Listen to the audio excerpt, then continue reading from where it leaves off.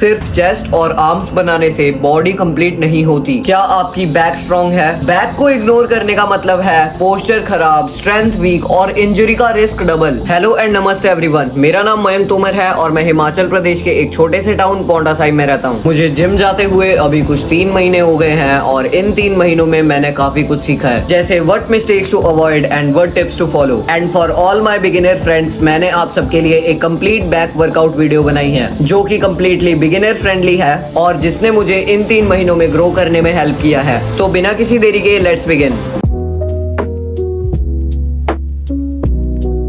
Back muscle एक काफी बड़ी मसल है जो आपकी बॉडी को वी शेप लुक देती है, पोस्चर इंप्रूव करती है और स्ट्रेंथ बिल्ड करती है। हमारी बैक मेनली 4 मेजर मसल से मिलकर बनती है, लैट्स, ट्रैप्स, रोम्बॉइड्स, एरेक्टर्स, जिन्हें एज अ बिगिनर ट्रेन करने के लिए 3 से 4 एक्सरसाइजेज इनफ होती है।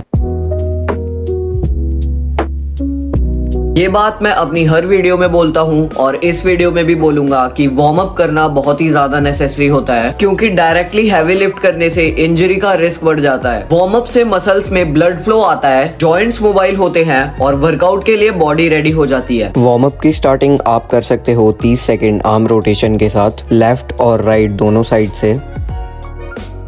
उसके बाद आप कर सकते हो थोड़े से श्रग्स एंड देन थोड़ी देर स्ट्रेचिंग करने के बाद आप कर सकते हो अपने वार्म अप को खत्म।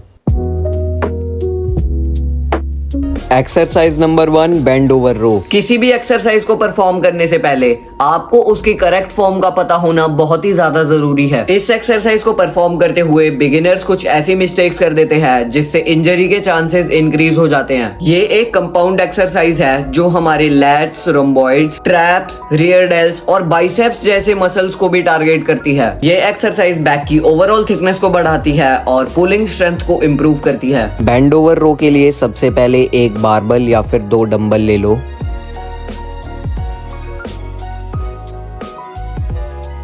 पैरों को शोल्डर विड्थ के पैरेलल रखो, हिप्स को हिंज करो और पीछे जाओ। थोड़ा नीज बेंड जैसे डेडलिफ्ट करते हैं। बैक को स्ट्रेट रखो, वेट को पूरा नीचे लटका दो और फिर एल्बोज को पीछे खींचते हुए रो करो। चेस्ट ऊपर, स्पाइन न्यूट्रल और बारबेल को अपने बेली बटन के पास तक खींचना है। अगर आप इस एक्सरसाइज को गलत परफॉर्म करोगे तो आपको इंजरीज फेस करनी पड़ सकती है, जैसे अगर बैक राउंड हुई तो लोअर बैक पेन या डिस्क इंजरी हो सकती है। इसलिए हमेशा लाइट वेट से स्टार्ट करो और फॉर्म पर ध्यान दो। इनमें से कुछ कॉमन मिस्टेक्स है, वेट को जर्क करके उठाना और बैक को राउंड रखना। जर्क मतलब झटके से ऊपर लाना और नीचे छोड़ना, और ज्यादा अपराइट खड़े रहना जिससे कि बैक मसल बिल्कुल भी टारगेट नहीं होती।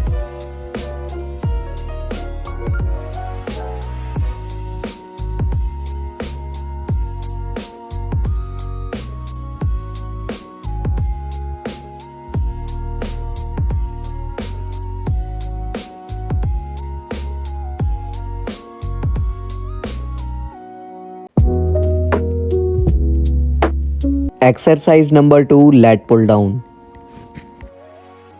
सीट को एडजस्ट करो ताकि थाइज लॉक हो जाए। बार को वाइड ग्रिप में पकड़ो, थोड़ा पीछे लीन करो, चेस्ट ऊपर रखो और बार को अपने अपर चेस्ट तक खींचना है। नीचे कंट्रोल के साथ लाओ और फिर धीरे से ऊपर जाने दो।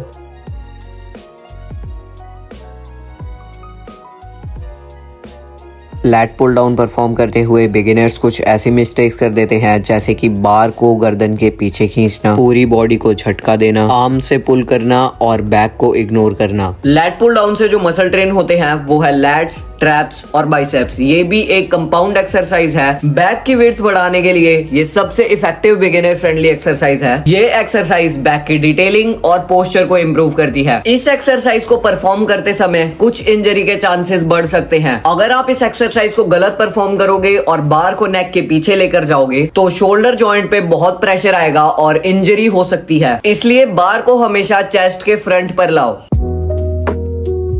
एक्सरसाइज नंबर 3, सीटेड केबल रो। बेंच पर बैठ जाओ और फीट प्लेटफॉर्म पर रखो। हैंडल को न्यूट्रल ग्रिप में पकड़ो, बैक स्ट्रेट रखो और चेस्ट ऊपर। हैंडल को अपने एब्डोमिनल तक खींचना है। एल्बो को बॉडी के क्लोज रखो। धीरे से वेट को वापस ले जाओ, लेकिन बैक को हंच मत करो।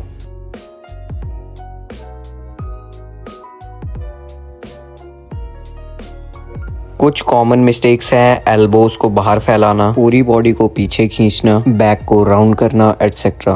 गलत फॉर्म से लोअर बैक पर इंजरी आ सकती है, इसलिए हमेशा कंट्रोल्ड मूवमेंट रखो।